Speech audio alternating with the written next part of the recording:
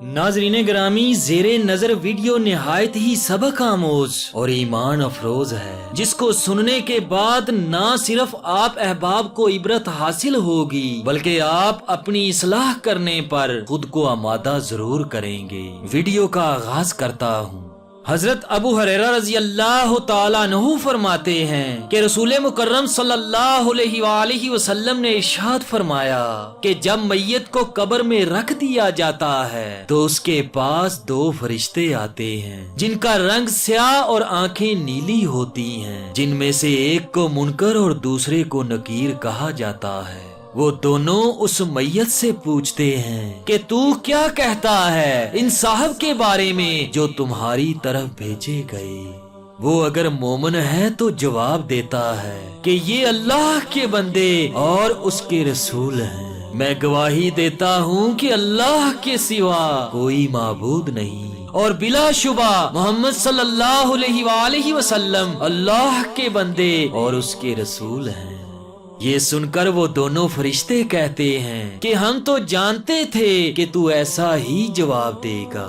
اس کے بعد اس کی قبر 70 ہاتھ مربع کشادہ کر دی جاتی ہے اور پھر منور کر دی جاتی ہے اور پھر اس سے کہہ دیا جاتا ہے کہ اب تو سو جا۔ وہ کہتا ہے کہ میں تو اپنے گھر والوں کو اپنا حال بتانے کے لیے جاتا ہوں۔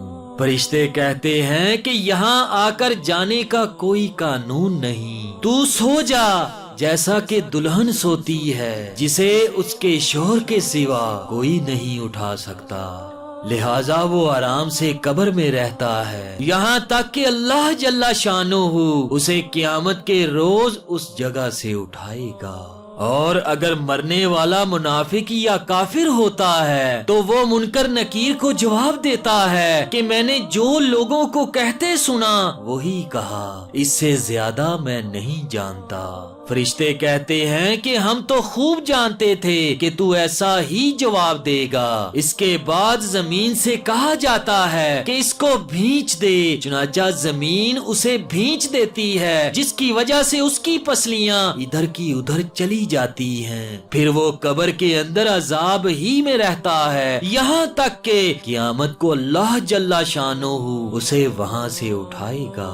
ناظرین گرامی، ان احادیث مبارکہ سے معلوم ہوا کہ ایمان والے عالم برزخ میں مطمئن ہوں گے اور ان کے ہوش و حواس سالم رہیں گے، حتیٰ کہ ان کو نماز کا دھیان ہوگا اور وہ فرشتوں کے سوالوں کے جواب دینے میں بے خوف ہوں گے، اور جب اپنا اچھا حال دیکھ لیں گے تو گھر والوں کو خوشخبری دینے کے لیے فرشتوں سے کہیں گے کہ میں ابھی نہیں سوتا، گھر والوں کو خبر کرنے جاتا ہوں، اور انتہائی خوشی میں اپنا انجام بخیر دیکھ کر فوراً ہی قیامت قائم ہونے کا سوال کریں گے تاکہ جلد سے جلد جنت میں پہنچ جائیں۔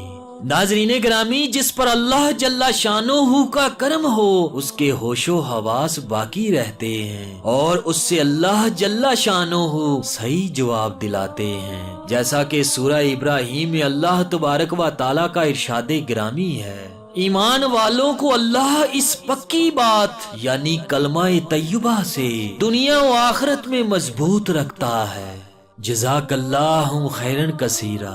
اللہ تبارک و تعالیٰ سے دعا کرتا ہوں کہ اللہ پاک ہم سب کو عذاب قبر سے محفوظ فرمائے اور مرنے کے بعد اللہ تبارک و تعالیٰ اپنے فضل کے ساتھ ہم سب کے ساتھ صحیح معاملہ کرے۔ آمین ثم آمین۔